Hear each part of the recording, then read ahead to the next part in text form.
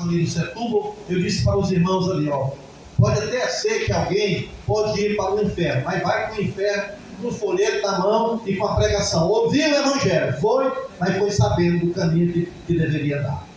E é por isso que a Bíblia diz: se coloca diante de vós o caminho da vida e o caminho da morte. Ele disse: escolhe, pois, o caminho da vida para que vivais.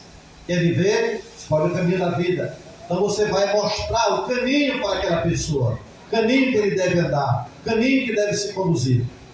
Deu para entender até aqui? Diga amém? Amém. Então é a urgência, tem gente morrendo. Existe um clamor, na verdade existe 3 tipos de clamor. E um dos clamores é um clamor que vem do inferno, que não é ouvido. Você sabia? Um clamor que vem do inferno que não é ouvido. Quando a Bíblia cita a questão da... Para mim não é uma parábola, mas tem a citação de parábola. Ele faz uma ilustração a respeito lá do rico e do Lázaro. O rico nem tem nome, né? Mas o Lázaro, ele está lá. E esses dois estão lá. Um está no seio de Abraão e o outro está lá. Mas o que vai acontecer? Há um clamor vindo do inferno lá do homem rico, que disse: pai Abraão, pediu para ressuscita alguém da minha família. Ressuscita alguém lá, e vai lá onde minha família está. Eles estão caminhando para o mesmo caminho. E ele disse: lá tem os Moisés e os profetas. Se não ouvirem os vivos, tampouco ouvirão os mortos. Então é um clamor que não pode ser ouvido, que já morreu, passou. Hebreus 19 disse: aos homens está ordenado morrer uma só vez, vindo depois disso o juízo. Quem está lá, irmão, pode gritar, clamar, não tem mais jeito, mas enquanto tiver vida, leve a mensagem. Você pode salvar alguém que está sendo levado para o inferno.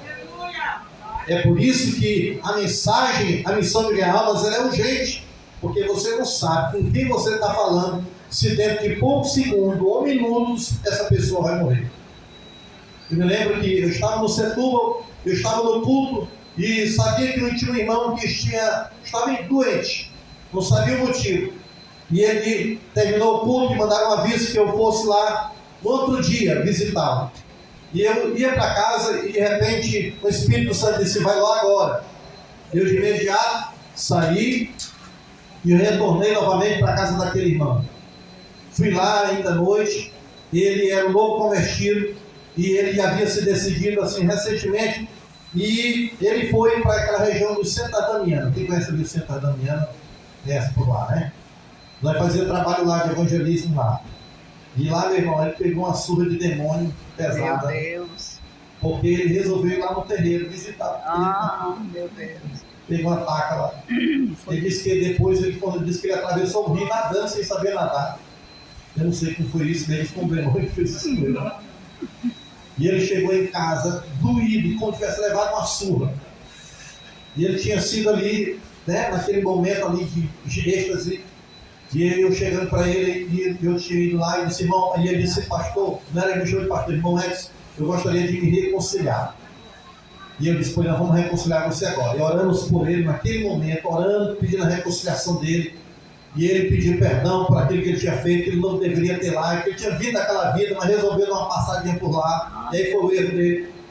E ele retorna novamente para servir a Deus. Ele disse: amanhã eu preciso buscar meu arroz lá. Eu disse: pegue seu arroz, mas passe de lá. Ele disse: não, eu vou fazer desse jeito. E no outro dia, cedinho, ele pegou uma carroça que ele tinha, foi lá, pegou o arroz, chegou em casa, pegou o arroz, botou dentro de casa, empilhou o arroz e morreu. Meu irmão, no outro dia eu fiquei me perguntando: meu Deus do céu, se eu não vou na casa desse irmão, já ia encontrar ele morto, como é que ficaria minha consciência agora? Sendo que o Espírito Santo tinha falado no dia anterior que era para eu ir lá. Você imaginou se ele morre? Eu ia ficar com peso de culpa, porque eu deveria ter ido na hora. Então, por isso, falando dessa urgência de ganhar almas, você não conhece, você não sabe com quem você está lidando.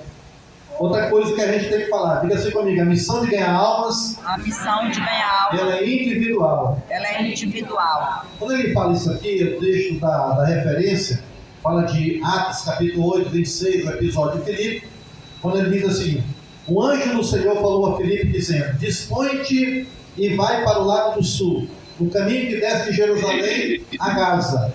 Este que se acha deserto. Este se levantou e foi. E eis que o etíope eunuco, alto oficial de Candace, rainha dos etíopes, o qual era superintendente de todo o seu tesouro, que viera adorar em Jerusalém. Então disse o Espírito a Filipe: aproxima-te deste carro e acompanha.